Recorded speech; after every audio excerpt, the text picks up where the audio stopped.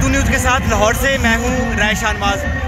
पाकिस्तान तहरीक इंसाफ का लॉन्ग मार्च इस वक्त लाहौर से निकल रहा है। मैं इस वक्त जो है वो लॉन्ग मार्च के साथ शाहदरा के इलाके में मौजूद हूँ। यहाँ पे चेयरमैन तहरीक इंसाफ जो है वो 2 बजे पहुँचे हैं। इस जगह से आज जो है इसको लॉन्ग मार्च को जो है वो सुबह 10 बजे रवाना होना था, जो शेड्यूल तहरीक इंसाफ की तरफ से दिया गया था। ताहम ये लॉन्ग मार्च जो है वो अभी रवाना होने लगा है।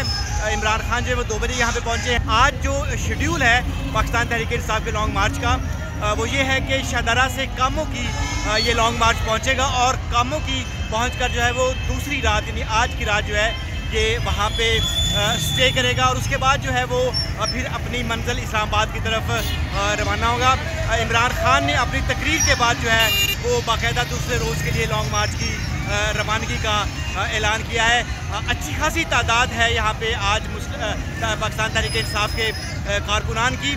साइजेबल क्राउड था यहाँ पे शाहदरा के चौक में, मरकज़ी चौक में, जहाँ से जीटी रोड का बाकायदा आगाज़ होता है और अब ये जो काफ़िला है पाकिस्तान तहरीक इंसाफ का ये अब जीटी रोड पर रमा धमा होगा। आज जो ज़्यादा आप समझें कि तकलीफ़ उठाना पड़ रही है वो उन अफराद को है जिनका इस लॉन्ग मार्च से जो है वो कोई ताल्लुक़ नहीं है, लेकिन वो उनके घर हैं यहाँ पे और वो यहाँ पे रहते हैं। आप देख सकते हैं ख़वातीन बच्चे जो हैं वो पैदल आ रहे हैं क्योंकि इनकी जो सवारियाँ हैं उनको पीछे रोक लिया गया है और ये पैदल लाहौर की तरफ से आ रहे हैं और ये इससे आगे जो है वो शाहदरा चौक है जहाँ पे इस लॉन्ग मार्च ने क़याम किया हुआ है। जो ट्रैफिक पुलिस है उसका ये कहना है जी कि हम ये बैरियर इसलिए लगा रखे हैं ताकि जो लोग जब काफ़िला रवाना हो जाए लॉन्ग मार्च का तो उसके बाद हम ये खोल देंगे